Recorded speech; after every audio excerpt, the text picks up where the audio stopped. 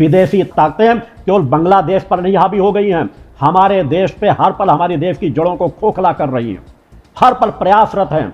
यहाँ भी बड़े आंदोलन खड़े करने की कोशिशें की जा रही हैं, यहाँ पर भी लोगों का कत्लेआम करने की भी कोशिशें की जा रही हैं। इसलिए मेरे द्वारा हर बल कहा जाता है कि आज के हमारे धर्माधिकारी यदि सचेत नहीं होंगे, आज भी कायरता का जीवन जिएंगे, तो शायद सबसे बड़े दुर्भाग्यशाली होंगे और वो फिर उनको समाज आगे आने वाली मानवता कभी माफ नहीं करेगी।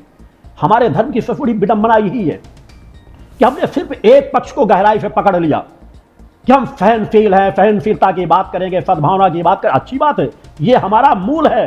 दया में प्रेम, करुणा, वात्सल्य, प्रेम तो हमारा मूल है, हमारा मूल आधार है। मगर इस मूल आधार की रक्षा करना भी तो हमारा ही कर्तव्य है। अगर हम मूल आधार की रक्षा नहीं कर पाए तो फिर किसके ये मूल आधार से बचेंगे कैसे? और इसी कारण था, इन्हीं न्यूनताओं के कारण कि हम सहनशील बने रहे, हम किसी को बुरा नहीं करना, हम कोई बुरा करता रहे हमें बुरा नहीं करना। और ये हमारे 90% साधु संत सन्यासी लोगों को शिक्षा देते हैं।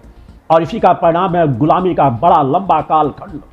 एक सशक्त भारत, अखंड भारत, जिसके पास सब कुछ था, धन, संपदा, सामर्थ्य, ऐश्वर्यशाली थे, शक्तिवान थे, सामर्थ्यवान थे, चेतनावान थे, मगर खंड खंड होने की वजह से सब मुगलों ने हमारे ऊपर अत्याचार किया, धर्म परिवर्तन कराया और हमारे देश के वास्तविक स्वरूप को तहस नहस करने की कोशिश की। आज वही स्थितियां फिर से पैदा की जा रही हैं।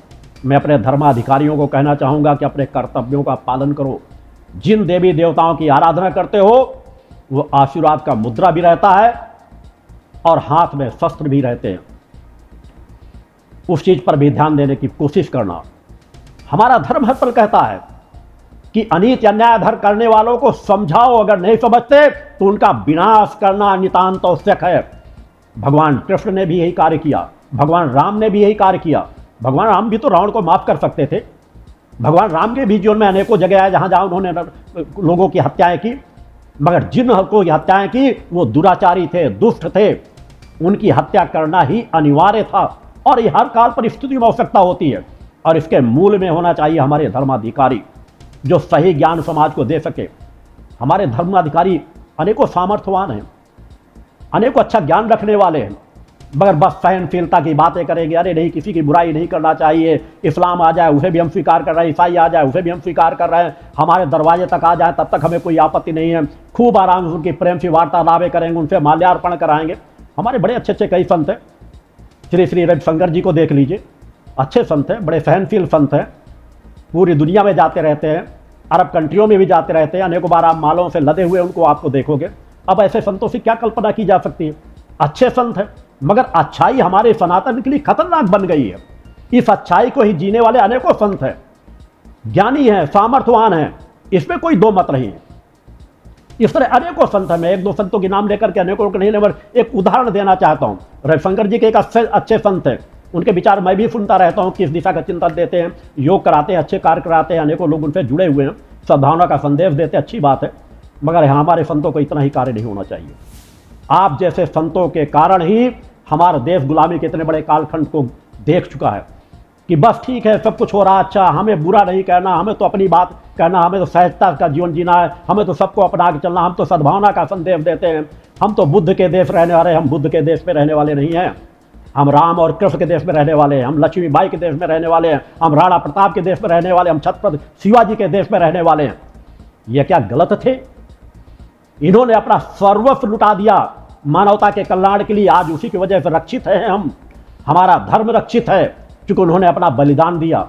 और हमारे साधु संतों को आज सजग होने की जरूरत है, क्योंकि हम उसी कालखंड में आ गए हैं कि चारों तरफ से घिरते चले जा रहे हैं। और जो पहले उसी तरह हुआ कि हमारे पास बचाव के कोई रास्ते नहीं बचे थे। मैं रविशंकर जी जैसे अनेकों संतों को कहना चाहता हूं कि आज मुखर होकर के आवाज उठाइए। नहीं, आप लोग शांत भी, आप लोग विचारधारा हुए होते, फिर अपमानजनक शब्द साधु संतों को सुनने पड़ते हैं कि चारों तरफ जिहादियों से घिरते चले जाओगे, सद्भावना का संदेश देते चले जाओगे कि नहीं, हम तो किसी का अनित नहीं करना चाहते, आते जाओ, कुछ भी करते चले जाओ। और जब चारों तरफ से घिर जाओगे, जब आपके धार्मिक स्थान तोड़े जाने लगेंगे, तो बस तुम्हारे हाथों में इतना बचेगा, चिल्लाओगे बचाओ बचाओ बचाओ। ये हमारे हिंदू धर्म की आवाज नहीं है, बचाओ बचाओ बचाओ। हमारे हिंदू धर्म की ताकत होनी चाहिए कि हम हर अधर्मी अन्यायों का पूरी तरह से सर्वस्व विनाश कर सकें। हमारे पास वो ताकत होनी चाहिए। हमारे ऋषियों मुनियों के पास पूर्व में इतनी अलौकिक ताकतें थी कि उनका कोई विनाश नहीं कर सकता था। उन्होंने भी जब जरूरत पड़ी तो विश्वामित्र जैसे ऋषि ने भी अपनी ताकत के बल पर भी जितने भी असुरी शक्तियां थी उनको संकुचित करके रखा, वो कभी उनके ऊपर हावी नहीं हो सके। और जहां जरूरत पड़ेगी विनाश करना है तो चूंकि उन्होंने अपने ऋषि धर्म का भी पालन किया कि अपने हाथों से वही अस्त्र शस्त्र उनके पास थे जो उन्होंने राम को प्रदान किए, मगर अपने हाथों से हत्या नहीं करना चाहते थे, मगर राजपुरुष को अपने पास ला करके और अपने सामने निर्देश दे करके उन असुरी तत्वों का विनाश कराया और उनकी हत्याएं कराई। आज आपको भी सजग होने की जरूरत है। अंततः चीखने चिल्लाने बचाओ बचाओ कहने के अलावा कोई रास्ता नहीं बचेगा। आप कोई नहीं बचोगे अगर सजग नहीं होगे। इस्लामिक आतंकवाद, जिहादी मानसिकता का आतंकवाद, गजवाए हिंद करने वाले दिन रात अपनी रणनीति पे कार्य कर रहे हैं, वो सतत आगे बढ़ते चले जा रहे हैं। उस पर सजग होने की जरूरत है। अनेकों हमारे धर्माधिकारी हैं, अलौकिक सामर्थ्य भी रखने वाले हैं, न मालूम करोड़ों करोड़ों लोग अनेकों लोगों से जुड़े हुए हैं। समाज को जगाओ, बच्चों को संस्कारवान बनाओ, उन्हें अच्छा ज्ञान दो, उन्हें अंदर ममता दया प्रेम करुणा दो। मैंने कहता हिंसा ना सिखाओ, मगर चेतनावान तो बनाओ। चेतनावान कैसे बनेंगे, ताकतवर कैसे बनेंगे? आज तो असमर्थ होते चले जा रहे हैं, आज तो अनेकों प्रकार के गलत रास्तों में भटकते चले जा रहे हैं। उन्हें ताकत से, शरीर बल से, सामर्थ्य बल से, शास्त्रों का ज्ञान दे करके उनको इतनी सामर्थ्य तो दो कि अपनी स्वयं की रक्षा कर सकें, और अगर अनीति अन्याय अधर्म हो रहा हो तो हम वहां पर भी अपनी रक्षा कर सकें। और अगर ये रक्षा करने का मार्ग नहीं तो सेना बॉर्डर से, सीमा से सेना को हटा लेना चाहिए कि ठीक है सब कुछ अच्छा है तो इस्लाम धर्म आ रहा है, आने दो। पाकिस्तान लोग कश्मीर में कब्जा करना चाहते हो कर लेने दो, फिर सेना लगाने की भी जरूरत नहीं है। अतः दोहरी जीवन जीने वाले उस तरह के लोगों को नपुंसक कहा जाता है, दोगला कहा जाता है। अतः हमारे साधु संतों को चाहिए वो दोगलेपन का जीवन न जिए। मेरे शब्द कटु लग सकते हैं, मगर आज के कटु शब्द शायद हमारी मानवता के लिए रक्षक होंगे। आपको सजग होने की जरूरत है, समाज को सजग होने की जरूरत है, मुखर होकर के आवाज उठाने की जरूरत है। मैं इस्लाम धर्म का विरोधी नहीं हूं, मैं जितना अपने धर्म का सम्मान करता हूं दूसरे धर्म का सम्मान करता हूं, मगर दुर्भाग्य से आज हमारे देश में रहने वाले भी इस्लाम धर्म के जुड़े हुए 25% से ज्यादा आपको ढूंढने में ऐसे लोग नहीं बनेंगे जो सद्भावना चाहते हो, शांति चाहते हो। हर व्यक्ति जिहाद चाहता है, 75% व्यक्ति जिहादी बनना चाहता है, 75% देश यहाँ भारत को इस्लामिक राष्ट्र बनाना चाहते हैं, और उसके लिए वो लगातार कार्य कर रहे हैं। विदेशों से पैसे आ रहे हैं, उनके घरों में असलहे भरे मिल जाएंगे, उनके घरों में तलवारें रखी मिल जाएंगी। आपके पास क्या है? आपके पास तो एक डंडा भी नहीं है, घर घर में तलवारें भरी पड़ी हैं। मैं देश की सरकारों से भी कहना चाहता हूं, राज्य की सरकारों से कहना चाहता हूं कि बुलडोजर चला के 2-4 अपराधियों के घर गिरा देने से काम नहीं होगा। ये किस सरकारों की जिम्मेदारी है? क्या सरकारों की जिम्मेदारी नहीं है कि घर घर तलाशी अभियान चलाया जाए? क्या हम इतना ही कर सकते हैं? हम मानवता की सुरक्षा कैसे दे पाएंगे? रोज कहते हो आज यहां अपराध हो गया, आज यहां तलवारें चल गई, आज तलवारें निकल करके कहां से आती हैं?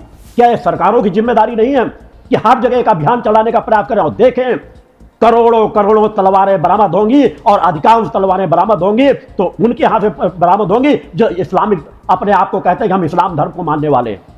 मानवता के जहां जरूरत पड़ती है वो भाईचारे की बात करेंगे, और जहां जरूरत पड़ती है आप उनके क्षेत्रों में आज अपनी यात्राएं नहीं निकाल सकते हो, वहां पर जाओगे पत्थरबाजी होने लग जाती है। आज इसी देश में अनेकों क्षेत्र ऐसे बन गए हैं जो मिनी पाकिस्तान बन गए हैं। कब तक हम इंतजार करते रहेंगे? कब तक हम इस चीजों को सहते चले जाएंगे? कभी ना कभी हमें मुखर होकर के आवाज उठानी पड़ेगी कि आज इस देश को इस्लामिक आतंकवाद इस देश को भी तहस नहस कर देना चाहता है। हमारे देश के प्रधानमंत्री बुद्ध का संदेश देते फिर रहे हैं, अपने देश की रक्षा करिए। देश दुनिया में क्या हो रहा है ये बुद्ध का समय नहीं, ये युद्ध का समय है। मेरे द्वारा कहा जा रहा है कि यह शांति का समय नहीं है, यह चेतना का समय है। यह समय है कुछ कर गुजरने का समय है। अपने देश को की रक्षा करने की जरूरत है, और अगल बगल के देशों में जो हुआ है वहां हस्तक्षेप करने की आवश्यकता है। हमारे हिंदू काटे जा रहे हैं बांग्लादेश में, उनकी महिलाओं के साथ सामूहिक बलात्कार हो रहा है, और हम कब तक मौन शांत बैठे रह जाएंगे? क्योंकि दूसरे देश का मामला है, वहां पर सरकारें हस्तक्षेप कर सकती हैं। आज यदि हस्तक्षेप न किया गया तो आगे आने वाला समय और भारत के लिए खतरनाक बनेगा। एक न एक दिन तो हमें टकराना पड़ेगा ही, यह सुनिश्चित है। जो आज काम हम कर सकते हैं उस काम में मेहनत कम लगेगी, समय कम लगेगा, पैसा कम लगेगा, लोगों की जानें कम जाएंगी, मगर आने वाले समय में अनेकों आतंकवादी इस्लामिक स्टेट वहां बना करके देश पे, भारत पे, यहां पर अनेकों जगहों पर अशांति पहुंचाने की कोशिश करेंगे, और वहां पर भी हिंदू धर्म के लोग मारे जाएंगे। उन्हें हम यहां से सद्भावना ही दे सकते हैं, चेतना ही दे सकते हैं। मां के चरणों में प्रार्थना कर सकते हैं कि वो कायर न बने वहां के हिंदू, मर जाना ज्यादा अच्छा है, मगर टकरा करके मरो, भाग करके नहीं। मैं नहीं चाहता कि वहां के हिंदू पलायन करके भारत में आए। यहाँ के भारत सरकार को चाहिए कि वहां के हिंदुओं को ताकतवर बनाए, इतना सामर्थ्यवान बनाए। जब आतंकवादी उनकी सभी मदद देकर के अनेकों देशों में इस्लामिक स्टेट कायम कर लेते हैं, वहां उनको मदद दी जा रही है, तो भारत को नहीं मदद देता? जिस रास्ते से दे, पूरा विश्व समुदाय विरोध मान ले। हमें भारत भूमि की रक्षा करना है, हमारे सनातन की रक्षा करना है, हमें हिंदू भाइयों की रक्षा करना ही पड़ेगा। तभी विश्व की रक्षा हो सकेगी, तभी सभी धर्मों का सम्मान हो सकेगा। इसलिए वहां के देश के नागरिकों को ताकतवर बनाओ। जिन रास्तों से मदद हो सकती हो, उन रास्तों को खोजना सरकार का काम है। वहां पर उनकी अधिक मदद कीजिए। और आवश्यकता पड़ेगी तो मैंने कहा है कि आज आवश्यकता है कि धर्म क्षेत्र के लोग आगे बढ़ करके आए, स्वयं जागे और जहां जरूरत पड़े खुल करके मदद की आवाज उठाएं और खुल करके मदद दें। इस तरह के देशों में जहां आतंक पनपना प्रारंभ हो, वहां पर तो भारत को कब्जा करना चाहिए था जाकर के। प्रयास के हमारा भारत का ही खंड भाग है, कोई दूसरे देश का नहीं, किसी दूसरे देश में नहीं कब्जा कर रहे हैं। आतंकवादी हमला करके वहां कब्जा कर रहे हैं। ईसाई धर्म के लोग, वहां इस्लाम धर्म के लोग वहां काबिज हो जाना चाहते हैं, और भारत के लोग नपुंसक बन करके बैठे हैं, हिंदू धर्म के लोग नपुंसक बन के बैठे हैं।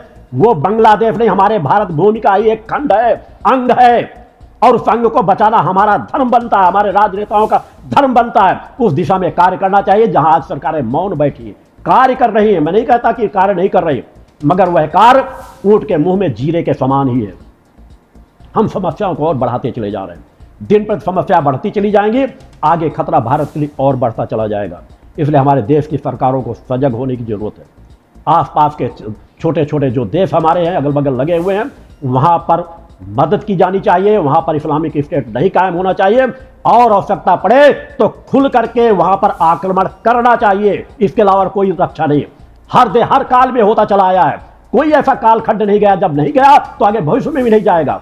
या तो वो हमारे ऊपर आक्रमण करेंगे, या हम अपने आप को बचाना चाहते तो हमें उनके ऊपर आक्रमण करना आवश्यक हो जाएगा। और आत्मरक्षा के लिए तो हर जगह आक्रमण करना अनिवार्य बताया गया है। हमारा धर्म हमें यह सिखाता है कि जहां आत्मरक्षा की जरूरत पड़ जाए, जहां धर्म की रक्षा की जरूरत पड़ जाए, वहां पर आक्रमण करना अनुचित नहीं है। उस दिशा में सरकारों को बढ़ना चाहिए और खुल करके बढ़ना चाहिए। आज छोटे छोटे देशों में सत्ता परिवर्तन हो जाती, न संयुक्त राष्ट्र संघ शांत बैठा, न बड़े बड़े देश शांत, कोई किसी की मदद करने वाला नहीं है। कायर बन करके जीवन मत जियो। दूसरे हमें मान सम्मान दे या न दें, दूसरे के देश हमें बड़े बड़े अवार्ड दे या न दें, हमें अपने देश को बचाना ज्यादा जरूरी है। उस दिशा में कार्य करना नितांत आवश्यक है। हमें अपने धर्म को सुरक्षित रखने के लिए, हमें अपने राष्ट्र को सुरक्षित रखने के लिए यह कार्य करना हमारे लिए जरूरी है, आवश्यक है। देश को टुकड़े टुकड़े में बंटने के लिए ऐसे लोगों को ताकतें मत दो। आज वो ताकतें बढ़ती चली जाएंगी, कल के हमारे लिए और अधिक खतरा होंगी।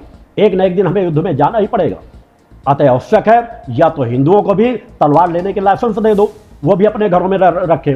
अन्यथा तो मेरे द्वारा कहा गया है कि हिंदुओं को जागना होगा, सनातनियों को जागना होगा। अपने घरों में डंडे रखो, कृषि के औजार रखो, कुल्हाड़ियां तो रख सकते हो, उसके लिए तो लाइसेंस लेने की जरूरत नहीं है। अपने घरों में कुल्हाड़ियां रखो, इस तरह के औजार रखो जिससे तुम अपनी रक्षा तो कर सको, अपने पड़ोसियों की तो रक्षा कर सको। केवल इसके लिए नहीं कि हाँ वो पत्थर लेकर आ जाए, दौड़ भाग करके घरों में घुस जाओ, छिप जाओ, जाकर बस बचाओ बचाओ। किससे मदद मांग रहे हो? इतनी ताकत रखने वाला सनातन धर्म, जहां हमारे एक से महापुरुष पैदा हुए जिन्हें सब कुछ कर गुजरे, एक एक व्यक्ति 100 हजार पर भारी पड़ता था। अब आज वो कायर और नपुंसक बनते चले जा रहे हो। अपने बच्चों को चेतनावान बनाओ, ताकतवर बनाओ, उन्हें धर्म का ज्ञान सिखाओ, संस्कारवान बनाओ, उन्हें योगी बनाओ, उनके अंदर दया में प्रेम करुणा वात्सल पैदा करो, मगर चेतना से भरपूर होने चाहिए। उनके अंदर छत पर शिवाजी का ज्ञान दो, उनकी ताकत भरो। शिवाजी का जैसा जीवन जीते थे वो कभी भय का जीवन नहीं जीते थे। राणा प्रताप जैसी उनके अंदर ऊर्जा का भरपूर संचार कर दो, लक्ष्मीबाई जैसी ऊर्जा का संचार कर दो, जो किसी बड़ी बड़ी सेनाओं की परवाह न करें, अकेले होकर के भी उनका सामना करने की सामर्थ्य रखें। यह सामर्थ्य धर्म गुरुओं को भरनी चाहिए, माता पिता को भरनी चाहिए। हम अपने सनातनियों को सजग होने की जरूरत है, और जिसमें आज सभी लोग अपने कर्तव्य का पालन नहीं कर रहे, कमियां की जा रही हैं, और ये कमियां कल को हमारे सामने बहुत घातक रूप में आकर के खड़ी होंगी, जिनका सामना करना कठिन हो जाएगा। अतः इस पर सचेत रहना। मेरी बातें कुछ कट हो सकती हैं, मेरी बातें आपको अनुचित लग सकती हैं, मगर हमें अपने राष्ट्र को बचाने के लिए, धर्म को बचाने के लिए, फिर उसी गुलामी के कालखंड में जाने से बचने के लिए एक बड़े संघर्ष के लिए तैयार रखना ही पड़ेगा अपने आप को, उसमें सजग होना ही पड़ेगा। अन्यथा आज की परिस्थिति, आज की राजनीतिक पार्टियां केवल राजनीतिक सत्ताओं का सुख भोगना चाहती हैं, खंड खंड कर देना चाहती हैं देश को। धर्माधिकारी बड़े शालीनता का जीवन जीते हैं। अवधेशानंद जी जैसे अनेकों हमारे ज्ञानी महापुरुष हैं, बड़े बड़े अखाड़ों के प्रमुख हैं, सामर्थ्य है। एक एक उनकी आवाज पे करोड़ों करोड़ों लोग उस विचारधारा को पालन कर सकते हैं, मगर बस शांत का जीवन जीते हैं। यह शांत का जीवन कर्तव्य उनका था जो समाज का त्याग करके हिमालय कांधराओं में जाके बैठ जाते थे कि हमें किसी से लेना देना नहीं, हम शांत से अपनी आत्मशक्ति को प्रभाव बना रहे हैं। और अगर हम समाज के बीच है, समाज को ज्ञान दे रहे हैं, तो फिर हम केवल बस रामायण गीता का पाठ के, रामायण गीता का पाठ हो, जगह जगह पाठ हो, अच्छी बात है, मगर केवल इतने ही जानकारी देने, इतना ही ज्ञान कराने से हम अपनी धर्म की रक्षा नहीं कर पाएंगे। फिर हमको कायर समझेंगे, कमजोर समझेंगे, और फिर हम उसी गुलामी के कालखंड में चले जाएंगे जिसको हम देख चुके हैं। सब कुछ तहस नहस अनेकों बार हो चुका है। तो हमें सजग होने की जरूरत है, विचार करने की जरूरत है। एक एक दिन महत्वपूर्ण है, एक एक क्षण महत्वपूर्ण है। हमारे सभी धर्म गुरुओं को केवल आवाज उठाने से कार्य नहीं पड़ेगा, वो संस्कार लोगों के अंदर भरो। भक्ति मानव कल्याण संगठन उस दिशा में कार्य कर रहा है।